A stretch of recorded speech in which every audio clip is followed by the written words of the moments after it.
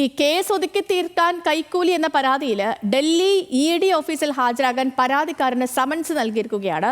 പരാതിക്കാരനായ അനീഷ് ബാബുവിന് കൊല്ലത്തെ വീട്ടിലെത്തിയാണ് സമൻസ് കൈമാറിയത്. സൈഫുനീസ അലിയാർ ചേരുന്നുണ്ട്. സൈഫുനീസ, ഈ പരാതിക്കാരനെതിരെ നേരത്തെ പലവട്ടം ED നിലപാടൊക്കെ എടുത്തിരുന്നു, അന്വേഷണവുമായി സഹകരിക്കുന്നില്ല എന്നും പലവട്ടം ചോദ്യം ചെയ്യലിന് ഹാജരാകണമെന്ന് ആവശ്യപ്പെട്ട് സമൻസ് അയച്ചിട്ട് അതിനോടൊന്നും പ്രതികരിച്ചില്ല എന്നുമൊക്കെ ED ആരോപണങ്ങളൊക്കെ ഉന്നയിച്ചതാണ്. പുതിയ നീക്കം എങ്ങനെ?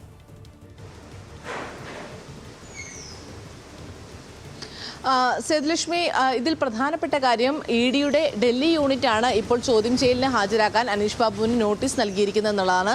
നേരത്തെ കൊച്ചി യൂണിറ്റിലായിരുന്നു അനീഷ് ബാബു ചോദ്യം ചെയ്യലിന് 2 തവണ ഹാജരായിരുന്നത്.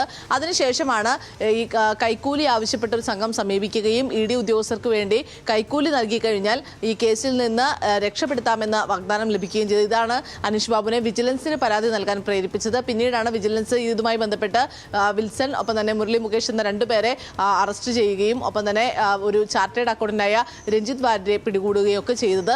പിന്നീട് അന്വേഷണം EDയുടെ അസിസ്റ്റന്റ് ഡയറക്ടർ ശേഖർ കുമാറിലേക്ക് വന്ന സാഹചര്യത്തിലാണ് ഈ EDയുടെ ഉന്നത ഉദ്യോഗസ്ഥർ ഇത് സംബന്ധിച്ച അന്വേഷണത്തിന് തുടക്കം കുറിച്ചത്. ഇതിന്റെ ഭാഗമായിട്ടാണോ അനീഷ് ബാബുവിനോട് വെള്ളിയാഴ്ച ചോദ്യം ചെയ്യലിന് ഹാജരാകാനായി EDയുടെ ഡൽഹി യൂണിറ്റിൽ എത്താൻ പറഞ്ഞിരിക്കുന്നത് എന്നുള്ളതാണ് ഇപ്പോൾ സംശയം. എന്തായാലും കഴിഞ്ഞ ദിവസം അനീഷ് ബാബുവിന്റെ കൊല്ലത്തെ വീട്ടിലെത്തിയാണ് ED ഉദ്യോഗസ്ഥർ ഈ സമൻസ് നൽകിയത്. വെള്ളിയാഴ്ച ഡൽഹിയിൽ എത്താനാണ് അനീഷ് ബാബുവിനോട് ആവശ്യപ്പെട്ടിരിക്കുന്നത്.